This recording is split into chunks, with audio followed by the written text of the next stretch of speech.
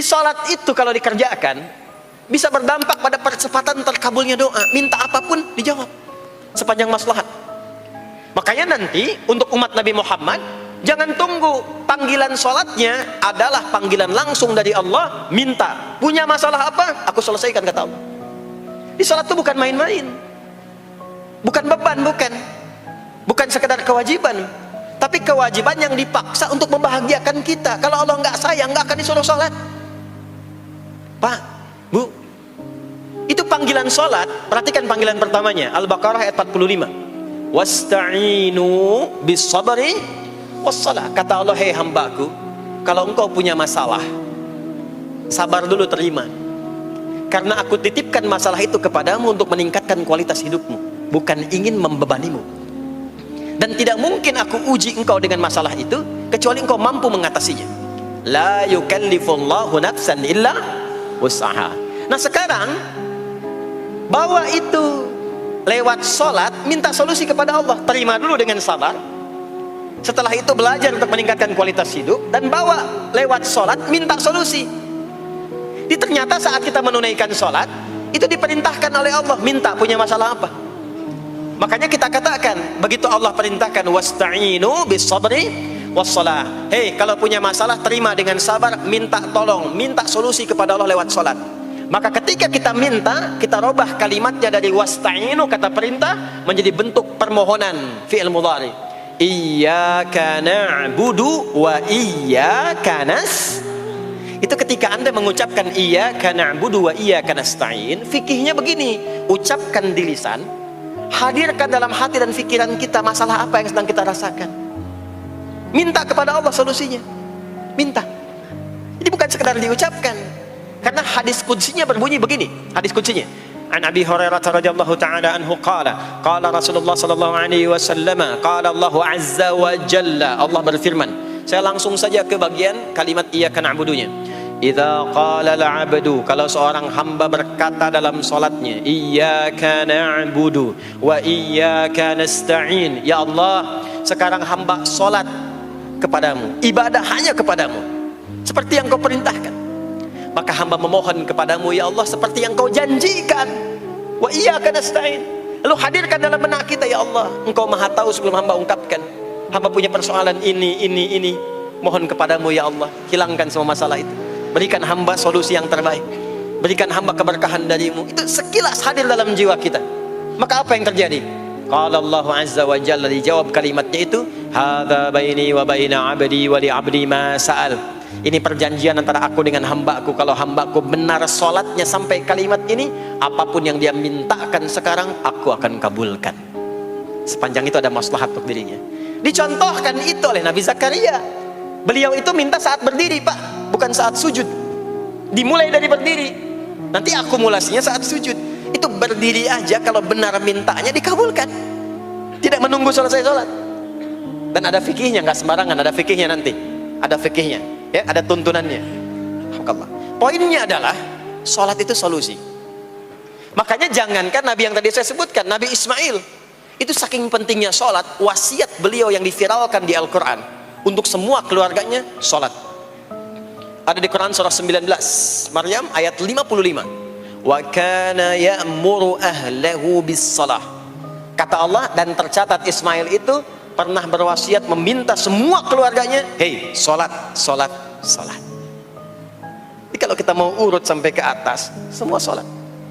Muhammad sallallahu alaihi wasallam bin Abdullah bin Abdul Muttalib bin Hashim bin Abdul Manaf bin Qusay bin Murrah bin Kilab bin Ka'ab bin Ghalib bin Fihir bin Malik bin Nadar bin Kinana bin Khuzaimah bin Mudrikah bin Ilyas bin Nizar bin Mudar bin Ma'ad bin Adnan bin Addi bin Adri bin Muqawwam bin Nahur bin Tarikh bin Ya'rub bin Yasjub bin Nabit bin Ismail alaihi salam bin Ibrahim alaihi salam bin Azar atau bin Nahur bin Abir bin Kinan bin Arfakhshad bin Sam bin Nuh alaihi salam bin Mikhlail Matusyalah bin Kinan bin Anwas bin Thith bin Adam alaihi salam.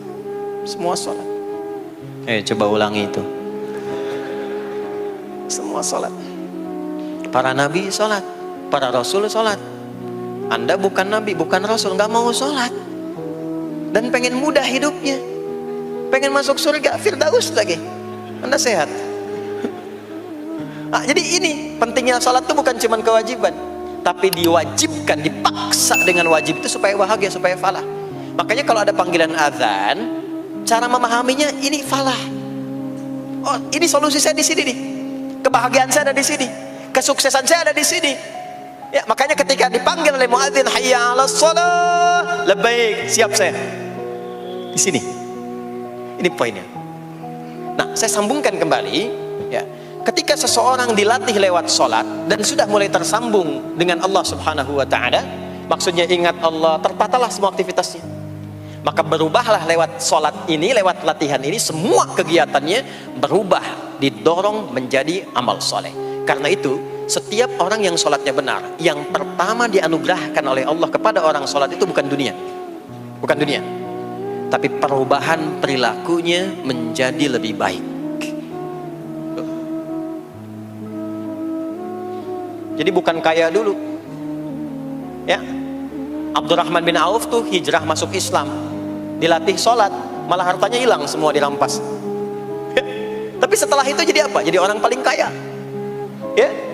Abu Bakar As-Siddiq, Utsman bin Affan, Umar bin Khattab, pertama kali masuk Islam kan latihannya sholat. Apakah langsung kaya? Jadi pemimpin? Jadi diplomat? Amr bin As bisa ekspedisi dari Afrika Utara sampai ke Syam? Tidak. Yang diberikan apa? Perubahan perilaku dulu, dihilangkan sifat-sifat buruknya, dijaga dengan kemuliaan. Jadi dua sumber yang menjadikan manusia itu buruk dalam nafsunya itu ada dua. Di nafsu itu nanti punya dorongan untuk mengarahkan kepada yang buruk, namanya fujur. Lawannya nanti takwa. Lawannya takwa. Di Quran surah Asy-Syams surah 91 ayat 7 sampai 10, wa nafsi wa ma sawaha fa alhamaha fujuraha wa taqwaha. Nah, fujur itu nanti yang membisikkan, mengarahkan kepada hal-hal yang negatif. Itu yang ditunggangi oleh setan. Setan memberikan was-was itu ke nafsu, ke fujurnya. Alladzi yuwaswisu fi sudur innas. Di dalam sudur ada qalbu, di dalam qalbu ada nafas, di dalam nafas ada fujur. Fujur itu yang digoda. Maka keluarlah kemudian dua hal. Yang pertama ada yang disebut dengan fahsya. Fahsya itu dorongan dari syahwat untuk berbuat yang menyimpang. Pornografi, porno aksi, LGBT, kata-kata jorok itu fahsya. Nanti temannya adalah mungkar. Mungkar itu keburukan yang diingkari, ditolak oleh hati, sumbernya nafsu perut dan akal. Mencuri itu mungkar, merampok itu mungkar, korupsi, membunuh, menipu itu mungkar. Jadi sumber keburukan itu cuma dua. Kalau bukan fahsya itu mungkar. Orang yang sholatnya benar, maka parameternya itu, ukuran pertama kali dia dapatkan adalah ditutupnya oleh Allah, dijaganya oleh Allah keadaan nafsunya, sehingga dia tidak dikontrol oleh perbuatan fahsya dan mungkarnya. Maka aktiflah sinyal takwanya. Takwa itu lawan nafsu. Makanya nanti kaitan takwa dengan nafsu sama-sama disebutkan. Nafsu 115 kali, takwa yang terkait fungsi nafsu 115 kali. Takwa digembosi, ya, awas, diwaswasi oleh setan, setan disebutkan 88 kali. Takwa disupport oleh malaikat, malaikat di Quran disebutkan 88 kali. Ini bukan ilmu tak-atik, hitung sendiri aja kalau mau. Itu menarik tuh. Karena sama, kalau Anda mendengar suara adzan kan ada bisikan kan? Cepat, sudah adzan, siap-siap. Itu malaikat tuh. Tapi begitu selesai adzan, la ilaha illallah, tenang, baru adzan, belum qomat. Itu setan. Terus dua-duanya tuh, ya, memberikan bisikan, yang satu mensupport dan seterusnya. Yang paling menarik adalah kalau sholat kita benar, maka sinyal takwa aktif. Makanya amalan takwa pertama itu sholat. Setelah beriman, amalan takwa pertama sholat. Al-Baqarah ayat 2 dan 3. Dzalikal kitabu la raiba fi hudal lil muttaqin. Siapa muttaqin, orang takwa di situ? Ayat 3-nya, alladzina yu'minuna bil ghaibi wa yuqimunas sholat. Jadi kalau sholatnya aktif, takwanya aktif, sinyalnya aktif, sinyal itu yang akan menutup fahsya dan mungkar. Maka turunlah Quran surah ke-29 ayat ke-45.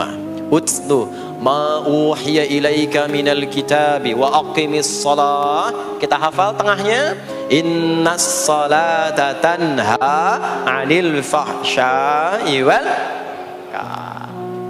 Maka kalau orang sholat tidak akan berbuat fahsya, tidak ada lagi yang melambai laki-laki. Allah, nggak ada.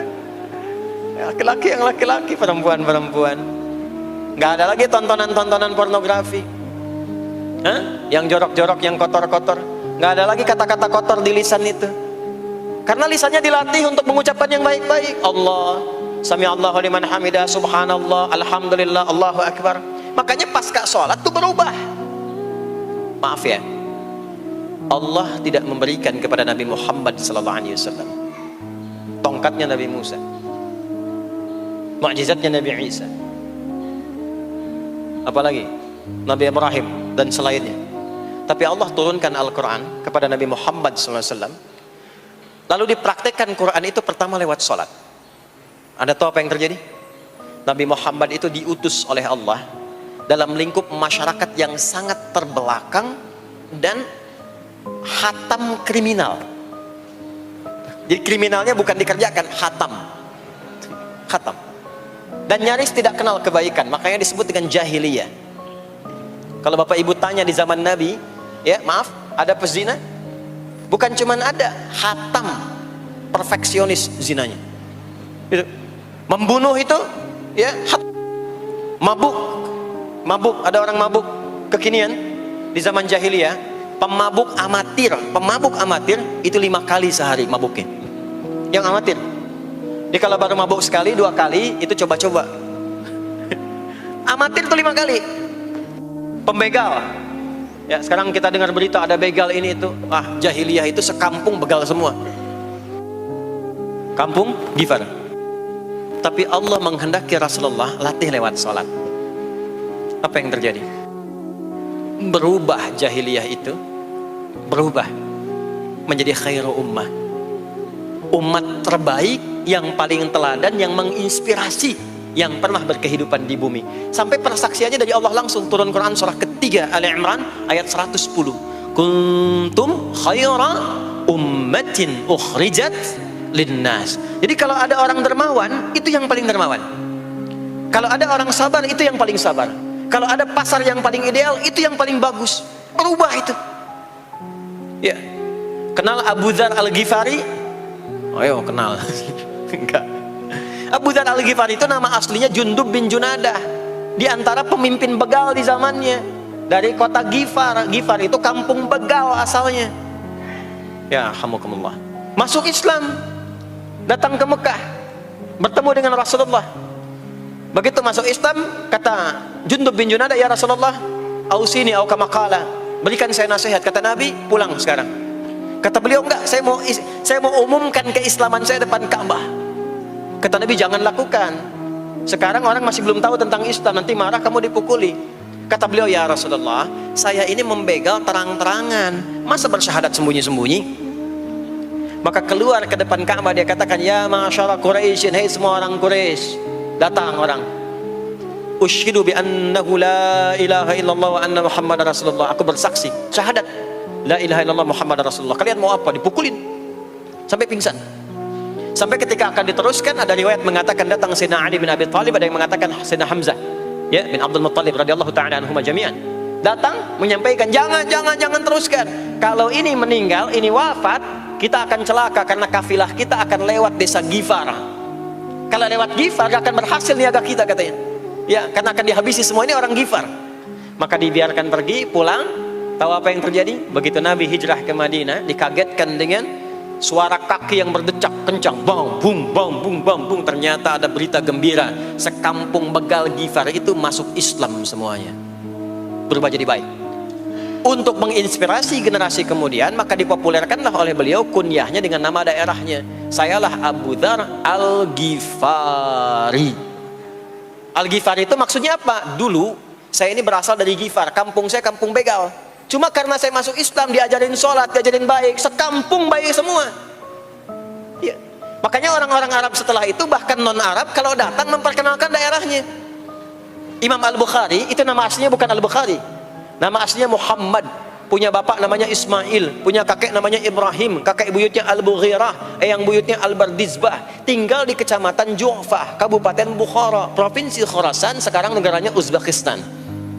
Karena berasal dari Bukhara, datanglah beliau kemudian ke Arab, sekarang ke Jazirah, ke Mekah, ke Madinah, memperkenalkan, saya bukan orang Arab, saya dari Bukhara. Rumusnya tambah alif lam di depannya, ujungnya tutup dengan i. Al-Bukhari, saya dari Bukhara. Diperkenalkan, maksudnya apa? Islam sudah masuk ke tempat saya, orang-orangnya sudah baik, orang-orangnya sudah khusyuk. Itu memperkenalkan. Orang tua kita Syekh Yasin dari Padang, maka diperkenalkan Syekh Yasin Al-Padangi. Syekh Ahmad Khatib dari Minangkabau, Syekh Ahmad Khatib Al-Minangkabawi. Syekh Abdul Somad dari Palembang, Syekh Abdul Somad Al-Palembangi. Syekh Nawawi dari Banten, Syekh Nawawi Al-Bantani. Nanti ada Pak Ghafur dari Pondok Indah, ya, Masjid Raya Pondok Indah, datang ke Mekah umrah haji. Ana Ghafur Al-Masjid Raya Al-Pondok Indahi. Itulah salat. Salat. Jadi salat itu merubah keadaan kita lebih baik. Itulah sebabnya kenapa 5 waktu. Karena Allah inginkan di setiap waktu kita jadi orang baik. Di setiap waktu kita bahagia. Setiap waktu selesai persoalan. Datang masalah subuh, ya, antara subuh ke zuhur kan ada masalah tuh. Gak mungkin ada orang dari subuh ke zuhur gak punya masalah tuh, gak mungkin. Tuh wajahnya udah kelihatan tuh. Ya, makanya kita datang, ya, menghadap kepada Allah, minta diselesaikan, minta diberikan taufik, sujud kita, diberikanlah solusi. Zuhur ke asar ada masalah, datang saat asar. Asar ke maghrib punya masalah, datang. Makanya semua ulama dulu seperti itu. Al-Bukhari itu menuliskan kitab sahihnya itu 16 tahun. Setiap satu hadis akan ditulis, sholat dulu. Sholat dulu. Begitu tenang, nyaman, baru tuliskan. 16 tahun. Itulah sholat.